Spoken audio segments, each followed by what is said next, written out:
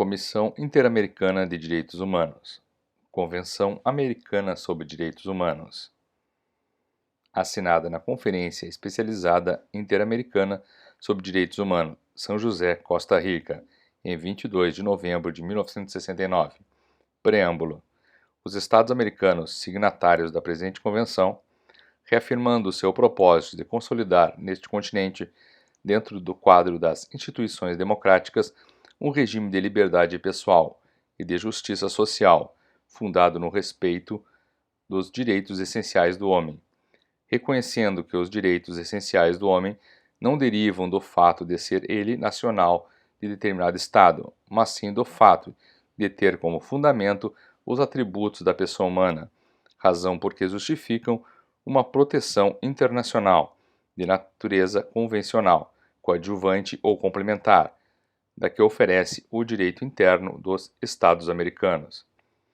Considerando que esses princípios foram consagrados na Carta da Organização dos Estados Americanos, da Declaração Americana dos Direitos e Deveres do Homem e na Declaração Universal dos Direitos do Homem, e que foram reafirmados e desenvolvidos em outros instrumentos internacionais, tanto de âmbito mundial como regional. Reiterando que, de acordo com a Declaração Universal dos Direitos do Homem, só pode ser realizado o ideal do ser humano livre, isento do temor e da miséria, se forem criadas condições que permitam a cada pessoa gozar dos seus direitos econômicos, sociais e culturais, bem como dos direitos civis e políticos. Considerando que a Terceira Conferência Interamericana Extraordinária, Buenos Aires, 1967, aprovou a incorporação à própria Carta da Organização de normas mais amplas sobre direitos econômicos, sociais e educacionais, e resolveu, em uma Convenção Interamericana sobre Direitos Humanos, determinasse a estrutura, competência e processo dos órgãos encarregados dessa matéria. Convieram no seguinte: Parte 1. Deveres dos Estados e Direitos Protegidos. Capítulo 1. Enumeração de deveres. Artigo 1º. Obrigação de respeitar os direitos. 1. Os Estados partes nesta Convenção comprometem-se a respeitar os direitos e liberdades nela reconhecidos e a garantir seu livre e pleno exercício a toda pessoa que esteja sujeita à sua jurisdição, sem discriminação alguma por motivo de raça, cor, sexo, idioma, religião, opiniões políticas ou de qualquer outra natureza, origem nacional ou social, posição econômica, nascimento ou qualquer outra condição social. 2. Para os efeitos dessa convenção, pessoa é todo ser humano. Artigo 2º. Dever de adotar disposições de direito interno. Se o exercício dos direitos e liberdades mencionados no artigo 1º ainda não estiver garantido por disposição legislativa ou de outra natureza, os Estados partes comprometem-se a adotar, de acordo com suas normas constitucionais e com as disposições desta Convenção, as medidas legislativas ou de outra natureza que forem necessárias para tornar efetivos tais direitos e liberdades. Capítulo 2. Direitos civis e políticos. Artigo 3º. Direito ao reconhecimento da personalidade jurídica. Toda pessoa tem direito ao reconhecimento de sua personalidade jurídica. Artigo 4º. Direito à vida. Toda pessoa tem direito de que se respeite sua vida. Esse direito deve ser protegido pela lei, em geral, desde o momento da concepção. Ninguém pode ser privado da vida arbitrariamente. 2. Nos países que não houverem abolido a pena de morte, esta só poderá ser imposta pelos delitos mais graves, em cumprimento de sentença final de tribunal competente e em conformidade com lei que estabeleça tal pena, promulgada antes de haver o delito sido cometido. Tampouco se estenderá sua aplicação a delitos aos quais não se aplique atualmente. 3. Não se pode restabelecer a pena de morte nos estados que hajam abolido.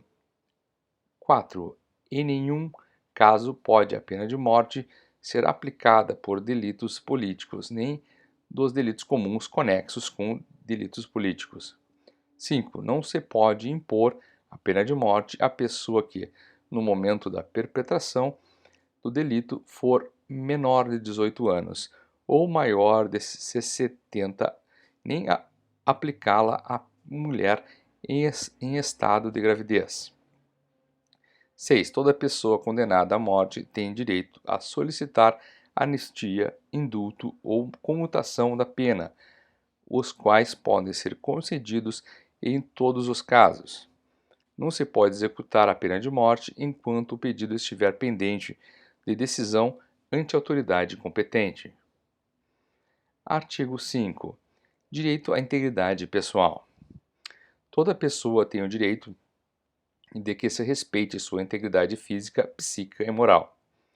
Ninguém pode ser submetido a torturas, nem a penas ou tratos cruéis, desumanos ou degradantes. Toda pessoa privada de liberdade deve ser tratada com respeito devido à dignidade inerente ao ser humano. A pena não pode passar da pessoa do delinquente. Os processados devem ser separados dos condenados, salvo em circunstâncias excepcionais, e ser submetidos a tratamento adequado à sua condição de pessoas não condenadas. Os menores, quando puderem ser processados, devem ser separados dos adultos e conduzidos a tribunal especializado com a maior rapidez possível para o seu tratamento. As penas privativas de liberdade devem ter por finalidade essencial a reforma e a readaptação social dos condenados. Artigo 6º. Proibição da escravidão e da servidão. 1. Ninguém pode ser submetido à escravidão ou à servidão, e tanto estas como o tráfico de escravos e o tráfico de mulheres são proibidos em todas as suas formas. Ninguém deve ser constrangido a executar trabalho forçado ou obrigatório nos países em que se prescrevem, para certos delitos, penas privativas de liberdade acompanhada de trabalhos forçados. Esta disposição não pode ser interpretada no sentido de que proíbe o cumprimento da dita pena, imposta por juiz ou tribunal competente. O trabalho forçado não deve afetar a dignidade nem a capacidade física e intelectual do recluso. Não constituem trabalhos forçados os obrigatórios para os efeitos deste artigo. Os trabalhos ou serviços normalmente exigidos de pessoa reclusa em cumprimento de sentença ou resolução formal expedida pela autoridade judiciária competente. Tais trabalhos ou serviços devem ser executados sob a vigilância e controle das autoridades públicas, e os indivíduos que os executarem não devem ser postos à disposição de particulares, companhias ou pessoas jurídicas de caráter privado. O serviço militar e nos países onde se admite a isenção por motivos de consciência, o serviço nacional que a lei estabelecer em lugar daquele, o serviço imposto em casos de perigo ou calamidade que ameace a existência ou o bem-estar da comunidade, o trabalho ou serviço que faça parte das obrigações civis normais. Artigo 7. Direito à liberdade pessoal. 1. Toda pessoa tem direito à liberdade e à segurança pessoais. Ninguém pode ser privado de sua liberdade física, salvo pelas causas e nas condições previamente fixadas pelas constituições políticas dos Estados-partes ou pelas leis de acordo com elas promulgadas. 3. Ninguém pode ser submetido à detenção ou encarceramento arbitrários. 4.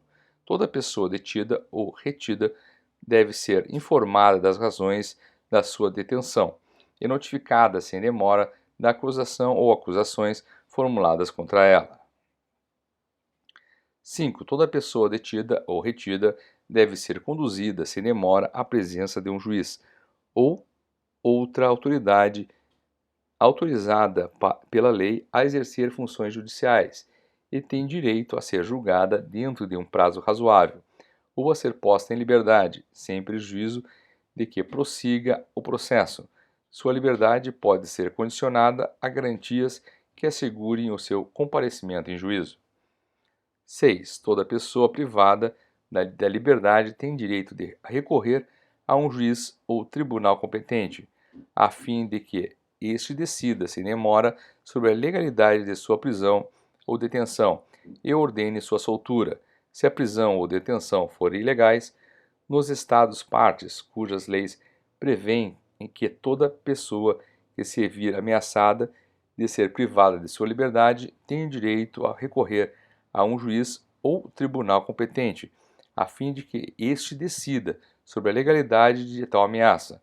Tal recurso não pode ser restringido nem abolido.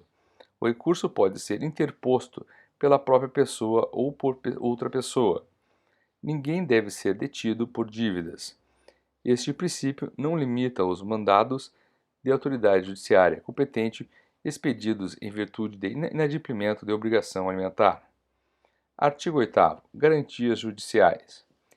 Toda pessoa tem direito a ser ouvida, com as devidas garantias e dentro de um prazo razoável, por um juiz ou tribunal competente, independentemente e imparcial, estabelecido anteriormente por lei, na apuração de qualquer acusação penal formulada contra ela, ou para que se determinem seus direitos ou obrigações de natureza civil, trabalhista, fiscal ou de qualquer outra natureza. Toda pessoa acusada de delito tem direito a que se presuma sua inocência, enquanto não se comprove legalmente sua culpa durante o processo.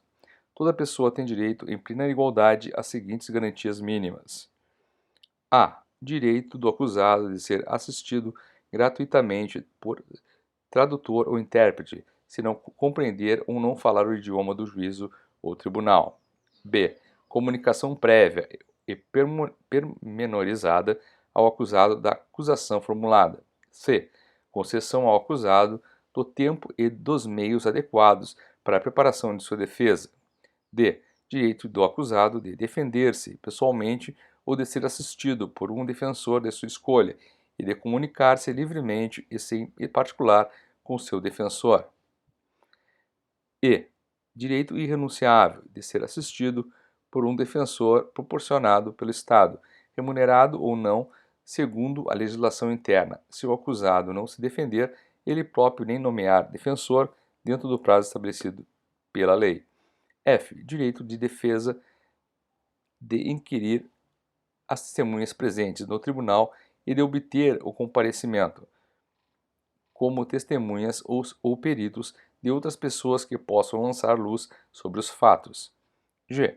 Direito de não ser obrigado a depor contra si mesmo, nem declarar-se culpada. E H. Direito de recorrer à sentença para o juiz ou tribunal superior. 3.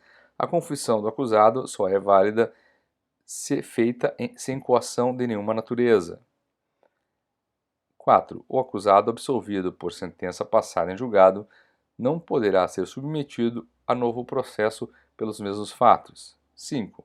O processo penal deve ser público, salvo no que lhe for necessário para preservar os interesses da justiça. Artigo 9. O princípio da legalidade e da retroatividade. Ninguém pode ser condenado por ações ou omissões que, no momento em que foram cometidas, não sejam delituosas, de acordo com o direito aplicável. Tampouco se pode impor pena mais grave que o aplicável no momento da perpetração do delito, se depois da perpetração do delito a lei dispuser a imposição de pena mais leve, o delinquente será, por isso, beneficiado. Artigo 10. Direito de indenização. Toda pessoa tem direito de ser indenizada conforme a lei, no caso de haver sido condenada em sentença passada em julgado por erro judiciário.